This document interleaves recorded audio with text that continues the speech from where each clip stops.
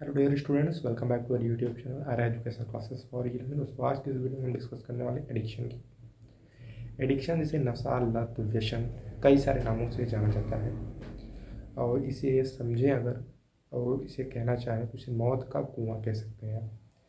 इसमें आदमी जब एक बार चला जाता है तो वापस नहीं आता। आने का बहुत प्रयास करता है लेकिन ये असंभव हो जाता है उसके लिए उससे बाहर आना। ये बहुत ही एक कह सकते हैं कि एक ऐसा कुआं है जिससे लोग बाहर तो आना चाहते हैं लेकिन आना उनके लिए असंभव हो जाता है और उसमें फंस जाते हैं और अपनी पूरी ज़िंदगी उसमें गुजार के नष्ट कर देते हैं। जो समाज है हमारा आज का, वो उसी की तरफ अग्रसर हो रहा है। तो युवा होने के नाते मेरी ये जिम्मेदारी बनती है कि मैं जागरूक करूँ लोगों को, और जो हमारी युवा पीढ़ी है, जो हमारे इस देश के भविष्य है, उसको एक अच्छी दिशा मिल सके और वो समझ सकें कि ये जो है ये एक अच्छी चीज़ नहीं है, बहुत ही बुरी चीज़ है जो सारी ज़िंदगी को बर्बाद कर सकती है। तो नशा, लत, व्यसन या आसक्ति कह सकते हैं, इसे हम एडिक्शन कहते हैं। ये होता क्या है और इससे बाहर कैसे निकला जाएगा, ये क्या होता है आखिर, ये जब हम समझ जाएंगे कि एक्चुअली है क्या, तो हम बाहर ज़रूर इससे निकलना चाहेंगे। और जब तक आपके अंदर ये इच्छा नहीं होगी इससे निकलने की, तब तक आप इससे नहीं निकल पाओगे। बहुत लोगों की इच्छा भी होती है निकलने की, लेकिन तब भी वो निकल नहीं पाते। तो बहुत ही एक कह सकते हैं एक ऐसा जाल है जिससे निकलना बहुत ही मुश्किल होता है और बहुत उलझने होती हैं। मतलब निकलने के बाद भी आप एक ऐसा टर्निंग पॉइंट आएगा कि आप फिर से उसमें जाना चाहोगे, लेकिन उस समय आप अपने आप को किस तरह संभालते हो ये आप पे निर्भर करता है कि आप उस समय कैसे अपने आप को हैंडल करते हो। देखिए, ये बता दूं मैं कि एडिक्शन जो है एक बुरी चीज़ होती है, अच्छी चीज़ नहीं होती, क्योंकि बहुत सारे भ्रम ऐसे फैलाए या भ्रांतियाँ फैलाई जाती हैं समाज में कि इससे कुछ नहीं होता, सिगरेट पियो, स्टाइल मारो। ये हीरो पिक्चर्स में दिखाया जाता है, मूवीज़ में दिखाया जाता है कि देखो ये अल्कोहल पी रहा है, स्टाइल मार रहा है, सिगरेट स्मोक कर रहा है। ठीक है, तो ऐसे शो किया जाता है। तो हम भी क्या करते हैं, जैसे जैसे मूवीज़ जो है उसको देख के हम उसी की तरह बनना चाहते हैं, जो उसमें एक्टर है उसी की तरह बनना चाहते हैं। लेकिन बता दें आपको कि जो कमला पसंद और विमल का प्रचार करते हैं वो खुद विमल और कमला पसंद नहीं है। ठीक है, सिर्फ वो प्रचार करके पैसे कमा रहे हैं और आपको अपने उसी की तरफ आप अग्रसर हो रहे हैं। ठीक है, तो हमको जो टीवी के एक्टर एक्ट्रेस होती हैं उनको हीरो नहीं मानना है। जो हीरो होते हैं, रियल हीरो होते हैं, जो चंद्रशेखर आज़ाद, भगत सिंह, जो हमारे आज़ादी के लिए अंग्रेज़ों से लड़े, अपनी आहुतियाँ दी, अपना योगदान दिया, उन्हें हीरो मानना है, उनको उनको फॉलो करना है। ना कि ऐसे लोगों को जो वो मतलब टीवी दुनिया में अलग और अपने रियल लाइफ में अलग है। ठीक है, तो नकली चीज़ें दिखाते हैं लेकिन असलियत में वो ऐसे नहीं होते।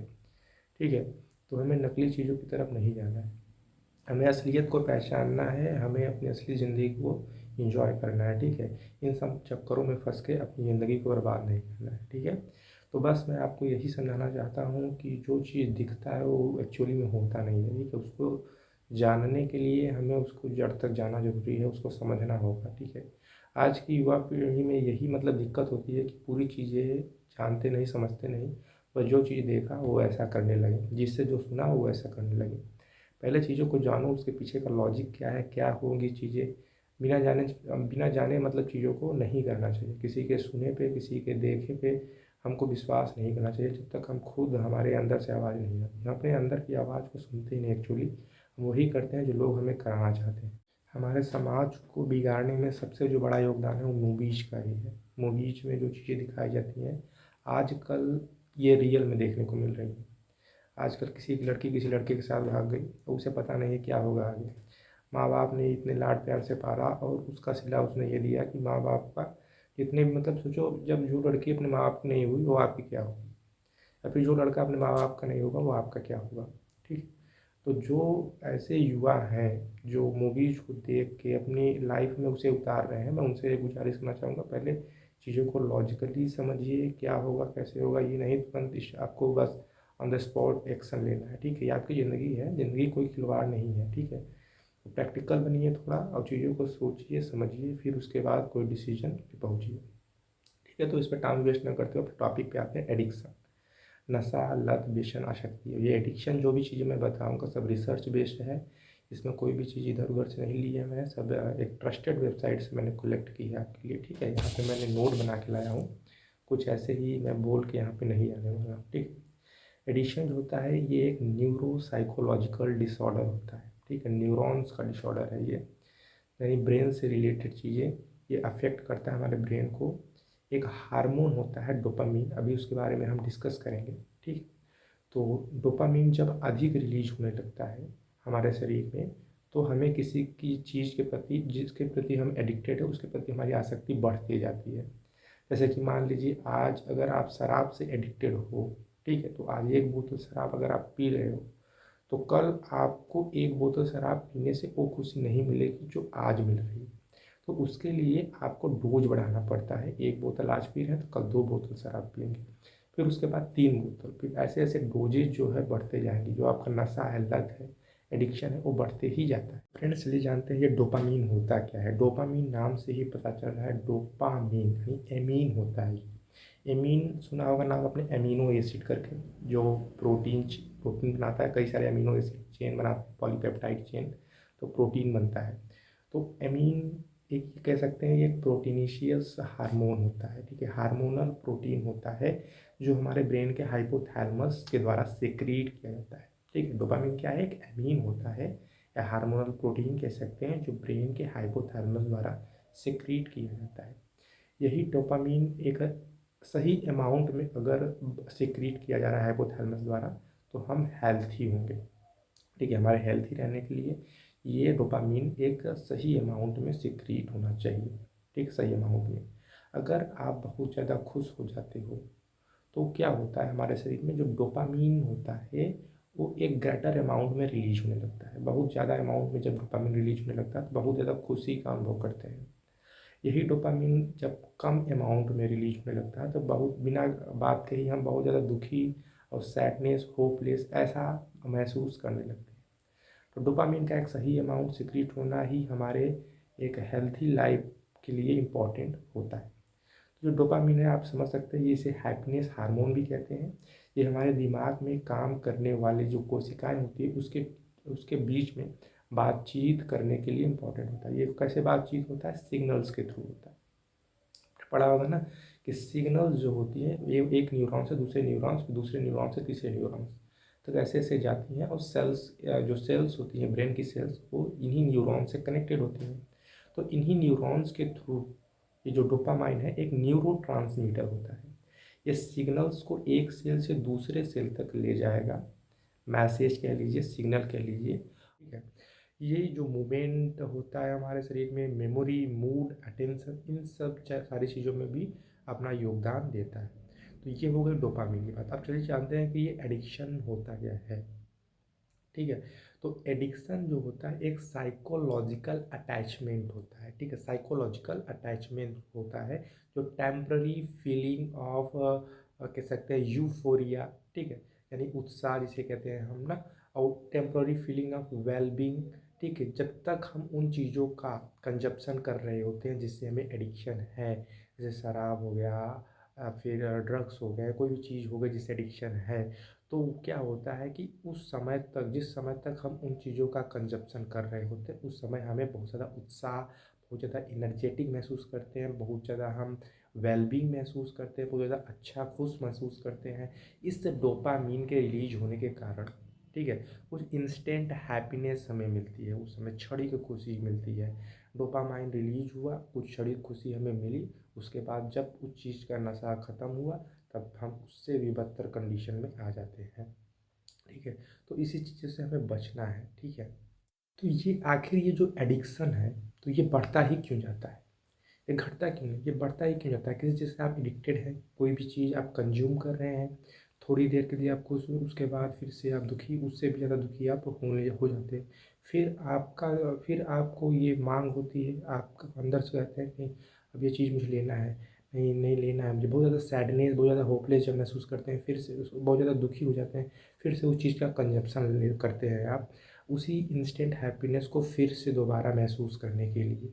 लेकिन पहले जितना अमाउंट में आप कंज्यूम किए हुए रहते हो, बाद में उतना ही अमाउंट में कंज्यूम करते हो, तो वही हैप्पीनेस आपको नहीं मिलती। मान लीजिए एक बोतल शराब आपने पिया आज, ठीक है, आपको हैप्पीनेस मिली, खुशी मिली, एनर्जेटिक उत्साह मिला, लेकिन जब उसका नशा खत्म हुआ फिर से आपके अंदर से मांग हुई कि हमें फिर से वो इंस्टेंट हैप्पीनेस चाहिए, फिर से आप वही एक बोतल अगर शराब पियोगे तो फिर से आपको वही हैप्पीनेस नहीं मिलती।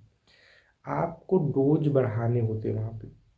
एक बोतल आप शराब पिए तो कल आपको 2 बोतल, जब आप शराब नहीं पिएंगे तब तक आपका वो हैप्पीनेस फिर से जो पहले हैप्पीनेस आपने पाया था वो नहीं मिलेगा। तो डोज बढ़ाना पड़ता है। क्यों बढ़ाना पड़ता है? क्योंकि हमारे जो रिसेप्टर्स से ब्रेन में जो रिसेप्टर्स होते हैं ड्रग्स अल्कोहल के, वो रिसेप्टर्स जो होते हैं तभी एक्टिव होते हैं जब पहले से ज़्यादा डोज हम उन्हें देते हैं। ठीक है, यानी जो रिसेप्टर के टॉलरेंस लेवल होता है वो बढ़ जाता है।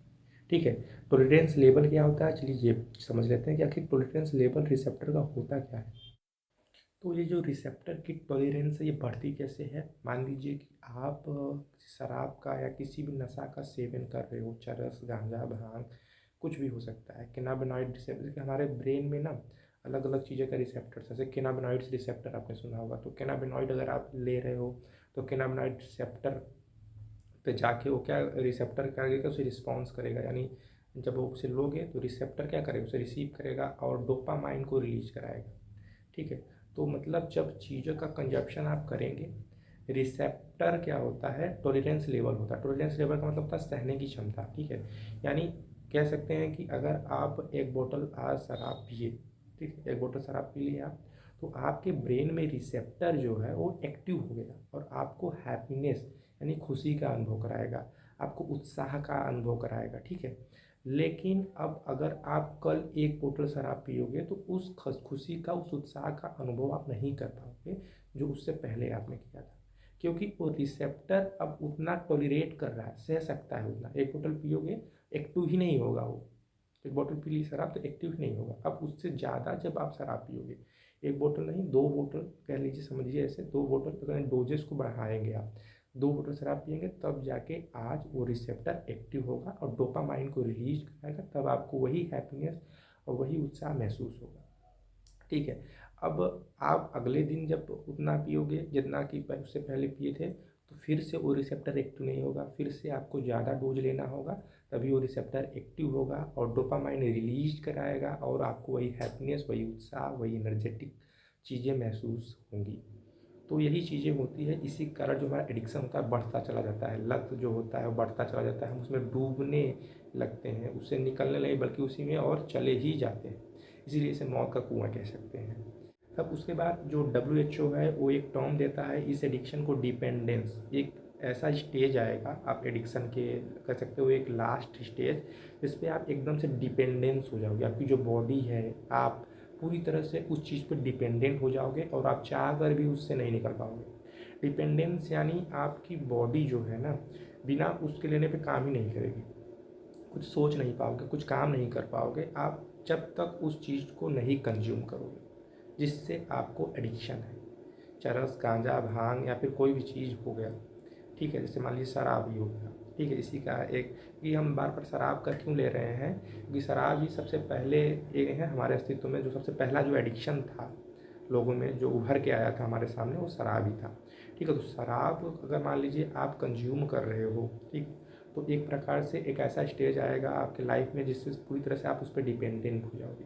जब तक आप उसको नहीं कंज्यूम करोगे तब तक आप कोई काम ही नहीं कर पाओगे, आपके न्यूरॉन्स नहीं एक्टिव होंगे, आप कुछ नहीं कर पाओगे। तो dependence, it is tendency of the body to manifest a characteristic and unpleasant withdrawal syndrome if regular dose of drug alcohol abruptly discontinues, this result in anxiety, sadness, nausea and sweating। कह रहा है कि जब आप उससे पूरी तरह से डिपेंडेंस हो जाओगे और आप उससे निकलने का प्रयास करोगे तो आपको बहुत ज़्यादा मतलब कह सकते हैं सिंड्रम्स आएंगे। राइट, सिंड्रम यानी ग्रुप ऑफ सिम्टम्स, से स्वेटिंग होने लगेगी, बहुत ज़्यादा पसीना आएगा आपको, बहुत ज़्यादा उदास महसूस करने लगोगे, बहुत ज़्यादा चिंता महसूस करने लगोगे और बहुत ज़्यादा आपको नींद आने लगेगी। ऐसे कई सारे सिम्टम्स आपको देखने के लिए, और जब आप पूरी तरह से उस पर डिपेंडेंट हो जाओगे तो ये लीड करता है प्रॉब्लम इन सोशल एडजस्टमेंट, यानी सोसाइटी में आप एडजस्ट नहीं हो पाओगे, सोसाइटी के साथ हम नहीं चल पाओगे। ठीक है, एकदम आइसोलेट हो जाओगे, एकदम अलग अलग से अपनी ही दुनिया में रह जाओगे। ठीक है, तो इसको एक स्टेज पे ही जब भी हमें पता चले तो हमें स्पेशलिस्ट से मिलना चाहिए, डॉक्टर से सलाह लेनी चाहिए कि कैसे छोड़ें। ठीक है, साइकोलॉजी जो डॉक्टर्स होते हैं, ठीक है, उनसे मिलना चाहिए, उनसे सलाह लेनी चाहिए कि कैसे इसे छोड़ा जाए। हमारी बात माने तो अगर आप अभी लास्ट स्टेज तक नहीं पहुँचे हैं और आपको कोई भी ऐसा एडिक्शन है, किसी भी में एडिक्शन हो सकता है, सोशल मीडिया का एडिक्शन हो सकता है, स्मार्टफोन का एडिक्शन हो सकता है, ज़रूरी नहीं है कि अल्कोहल ड्रग्स इन्हीं सब का एडिक्शन हो। ठीक है, आजकल लोगों में अल्कोहल ड्रग्स से ज़्यादा तो सोशल मीडिया और स्मार्टफोन का एडिक्शन देखने को मिलता है।